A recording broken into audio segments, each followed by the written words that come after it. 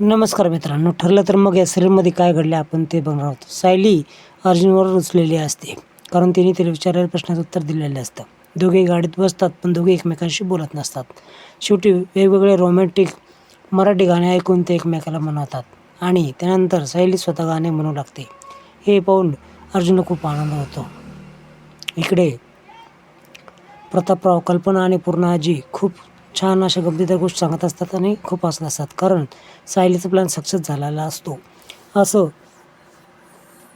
त्यावेळेस तिथं सर्वजण खूप हसी मजा करत असतात आणि घडलेला सगळा प्रसंग अस्मिताला ते सांगत असतात आणि हे सगळं खोटं खोटं नाटक आहे हे देखील अस्मिताला कळतं. तसं सचिन संग तुम्ही वागा असं खोटं का होईना असं ती बोलते. इकडे अर्जुन रविराजला बोलतो की प्रियाचे सगळे अकाउंट डिटेल्स हवे आहेत. त्यावेळेस कशाला असं म्हटल्यावर आम्हाला काही चौकशी करायची आहे असं अर्जुन सांगतो. त्यावेळेस लगेच रविराज फोन लावतो मॅनेजरला. इकडे ही खूप परेशानी असते, तिला नागराजची आठवण येत असते आणि या रूममध्ये खूप त्रास होतो आहे मला असं सांगण्यात येतं. त्यावेळेस रविराज बोलतो की त्याचा विचार नाही करायचा. बँकेकडून सर्व डिटेल्स या मॅनेजर स्टेटमेंट काढून अर्जुन सायली देतात. त्यावेळेस मोठमोठ्या अमाऊंटचं ट्रान्झॅक्शन झालेलं असतं आणि मैना आणि सदा ज्यावेळेस घर सोडून गेले त्यानंतर हिचे ट्रान्झॅक्शन झालेले असतात.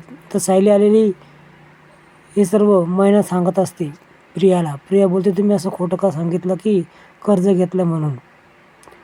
त्यावेळेस खूप डोक्याला मनस्ताप झाला आहे. ती खूप प्रश्न विचारत होती असं ही मैना बोलते आणि खूप परेशान होते. आता काय करावं हिला काय कळत नसतं. तेवढ्यातच अश्विन तिथे येतो आणि तुला सगळं कळत असेल ना.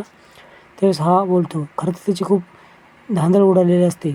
नेमकं ह्याला काय कळालं आहे हे तिला जाणून घ्यायचं असतं.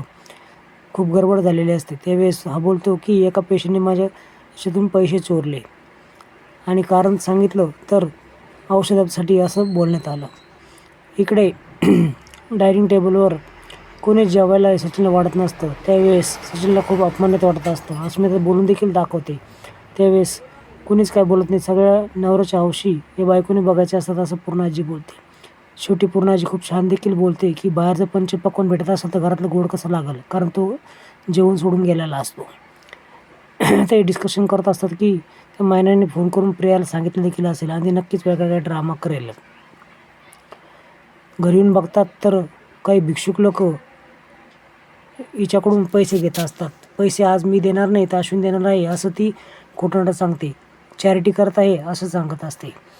तर भिक्षुकांना देखील सायली आणि अर्जुन विचारतात हे त्यांना सांगा की काय होत आहे. त्यावेळेस दर महिन्याला आमच्याकडे पैसे वाटायला येते असंही प्रियाबाबत ते भिक्षुक लोक सांगतात. अश्विन देखील अर्जुनचं काही ऐकून घेत नाही आणि प्रियाच्या जाळ्यात अडकलेला असतो. आता प्रियाला आनंद झालेला असतो. आता दुसऱ्या दिवशी तुम्हाला खूपच गमतीदार अशा घटना बघायला मिळणार आहे. ही प्रियाची खोड जिरवण्यासाठी सगळ्या भिक्षुक लोकांना पुन्हा घरी बोलवते आणि या सर्वांना स्वतःच्या हाताने जेवण करून देणार आहे असं प्रियाला बोलते. तर प्रियाला अजून मनस्ताप झालेला असतो की स्वयंपाक एवढ्या जणांचा करायचा हवा.